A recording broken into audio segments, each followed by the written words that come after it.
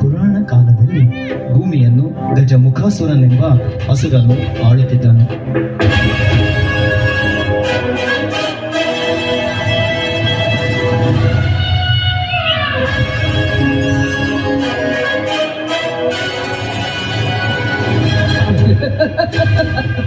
ಪರಮೇಶ್ವರನನ್ನು ಒಲಿಸಿ ಯಾವುದೇ ಆಯುಧದಿಂದ ನನಗೆ ಮೃತ್ಯು ಬರದಿರಲಿ ಎನ್ನುವ ವರವನ್ನು ಬೇಡಿದ್ದೇನೆ. ನನಗಿನ್ನು ಏನು ಭಯ? ನನಗಿನ್ನು ಯಾರ ಭಯ? ಎಲ್ಲರೂ ನನ್ನನ್ನೇ ಪೂಜಿಸಬೇಕು.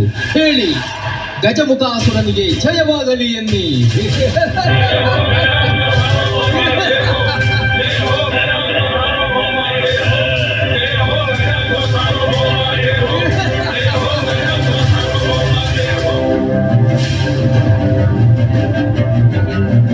ಇವನು ತನ್ನ ಪ್ರಜೆಗಳಿಗೆ ಇನ್ನಿಲ್ಲದಂತೆ ಹಿಂಸೆಯನ್ನು ನೀಡುತ್ತಿದ್ದನು. ಋಷಿ ಮುನಿಗಳನ್ನು ಹೊಡೆದು ಬಡೆದು ಅಟ್ಟಹಾಸದಿಂದ ಮೆರೆಯುತ್ತಿದ್ದನು.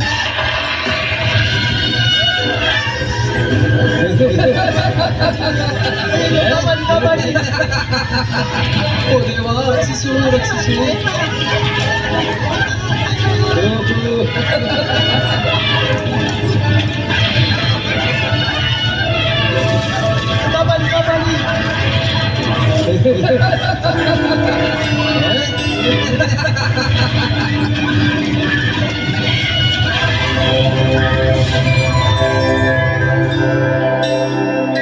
ಇವನಿಂದ ಬಾಧಿತರಾದವರು ಹಿಡಿ ಶಾಪವನ್ನು ಹಾಕುತ್ತಿದ್ದರು.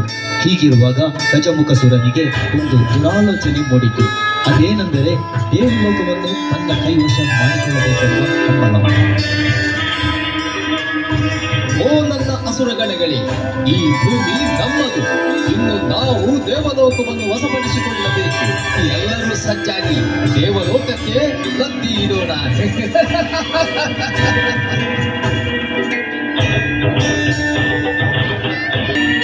ಹೇ ಇಂದ್ರ, ನೀನಾಗಿ ಈ ಸಿಂಹಾಸನವನ್ನು ಬಿಟ್ಟು ಕೊಡಬೇಕು. ಇಲ್ಲ, ನನ್ನೊಂದಿಗೆ ಯುದ್ಧ ಮಾಡು.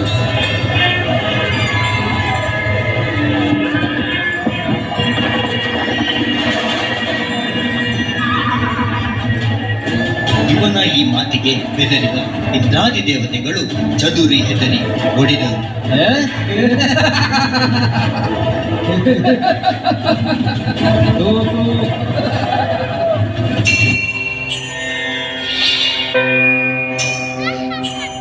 ಇಂದ್ರಾದಿ ದೇವತೆಗಳು ಕೈಲಾಸದೀಶ ಪರಮೇಶ್ವರನಲ್ಲಿ ಮೊರೆಯಿಟ್ಟರು.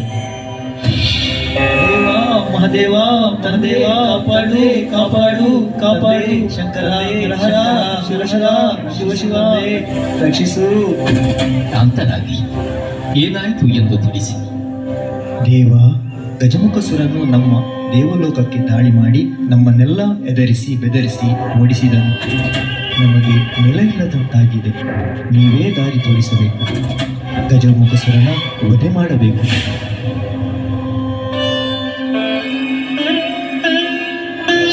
ಗಜಮುಖಾಸುರನು ನನ್ನನ್ನು ಘೋರ ತಪಸ್ಸು ಮಾಡಿ ಅವನಿಗೆ ಯಾವುದೇ ಆಯುಧದಿಂದ ಸಾವು ಬರದಂತೆ ವರವನ್ನು ಬೇಡಿದ್ದಾನೆ. ನಾನು ಅವನಿಗೆ ಆ ವರವನ್ನು ನೀಡಿದ್ದೇನೆ. ಆದ್ದರಿಂದ ನನಗಾಗಲಿ ಇನ್ನಾರಿಗಾಗಲಿ ಅವನನ್ನು ವರಿಸಲು ಅಸಾಧ್ಯ. ಒಂದು ಮಾರ್ಗವಿದೆ. ಚಾಣಾಕ್ಷನಾದ ನಮ್ಮ ಗಣಪತಿಗೆ ಅವನನ್ನು ವಧಿಸುವ ಶಕ್ತಿ ಇದೆ. ಅವನನ್ನೇ ಯುದ್ಧಕ್ಕೆ ಕಳುಹಿಸುತ್ತೇನೆ. ಗಣಪ, ತಂದೆ, ನೀನು ಹೋಗಿ ಆ ಗಜಮುಖಾಸುರನನ್ನು ವಧಿಸಿ ಎಲ್ಲರಿಗೂ ಶಾಂತಿ ನೆಮ್ಮದಿಯಿಂದ ಬಾಳುವಂತೆ ಮಾಡು. ಆಗಲಿ ತಂದೆ, ನಿಮ್ಮಪ್ಪಣೆ. ನನಗೆ ಅನುಗ್ರಹಿಸಿ. ನಿನಗೆ ಹೀಗೆ ತಂದೆಯ ಅಪ್ಪಣೆಯಂತೆ ಗಣಪತಿಯು ಗಜಮುಖಸುರನಲ್ಲಿ ಯುದ್ಧ ಮಾಡಲು ಎದುರುಗೊಂಡನು. ಆಗ ಗಜಮುಖಸುರನು ಗಣಪನನ್ನು ನೋಡಿ ನಗುತ್ತಾ ಏನೋ ಇದು, ನನ್ನೊಂದಿಗೆ ಹೋರಾಡಲು ನೀನು ಬಂದೆಯಾ? ಹೋಗು ಹೋಗು, ನಿನ್ನನ್ನು ಕ್ಷಮಿಸಿದ್ದೇನೆ. ಎಲ್ಲಿಯಾದರೂ ಹೋಗಿ ಬದುಕಿಕೊ. ನಾನು ಹೋಗಲು ಬಂದಿದ್ದ ಗಜಮುಖಾಸುರ, ನಿನ್ನೊಂದಿಗೆ ಯುದ್ಧ ಮಾಡಲು ಬಂದಿದ್ದೇನೆ. ನನ್ನೊಂದಿಗೆ ಹೋರಾಡಲು ಬಂದೆಯಾ? ಅದು ನನ್ನೊಂದಿಗೆ. ನೀನು ಸರಿ, ಬಾ ಒಂದು ಕೈ ನೋಡೋಣ.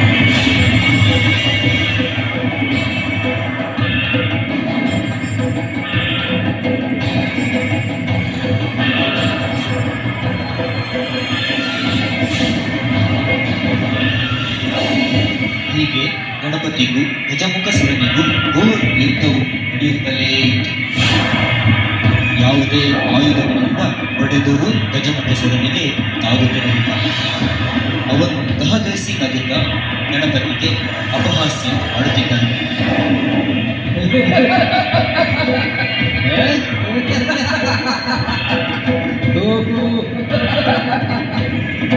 ಕೊನೆಗೆ ಗಜಮುಖಸುರನು ಗಣಪತಿಯ ಒಂದು ದಂತವನ್ನು ಮುರಿದು ಸಾಡಿದ.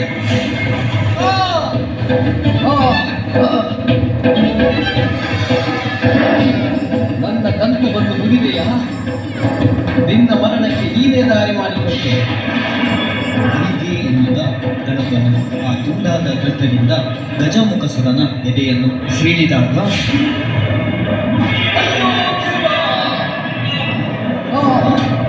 ನನ್ನನ್ನು ಕ್ಷಮಿಸಿ ಬಿಡು, ಬಿಟ್ಟು ಬಿಡು, ಕ್ಷಮಿಸು ಬಂದೆ, ಕ್ಷಮಿಸು. ಹೀಗೆಂದು ಗಜಮುಖಸುರನು ಇಲಿಯ ರೂಪವನ್ನು ತಾಳಿ ಗಣಪನಲ್ಲಿ ವಿಜ್ಞಾಪಿಸಿಕೊಂಡನು. ಪ್ರಭುವೇ, ನನ್ನ ಅಪರಾಧವನ್ನು ಮನ್ನಿಸು. ನನಗೆ ಮೋಕ್ಷದ ದಾರಿ ತೋರಿ ನಿನ್ನ ಸೇವೆ ಮಾಡುವ ಭಾಗ್ಯವನ್ನು ನೀಡು ತಂದೆ. ಆದರೆ ನೀನಿನ್ನು ನನ್ನ ವಾಹನವಾಗಿ ನನ್ನೊಂದಿಗೆ ಸದಾ ಇರು. ನಿನಗೆ ಶುಭವಾಗಿ. ಧನ್ಯನಾದೆ ತಂದೆ, ಧನ್ಯನಾದೆ. ಎಂದೆಂದೂ ನಿನ್ನನ್ನು ಹುರುವ ಭಾಗ್ಯ ನನ್ನದಾಯಿತಲ್ಲ. ಧನ್ಯೋಸ್ಮಿ ತಂದೆ, ಧನ್ಯೋಸ್ಮಿ.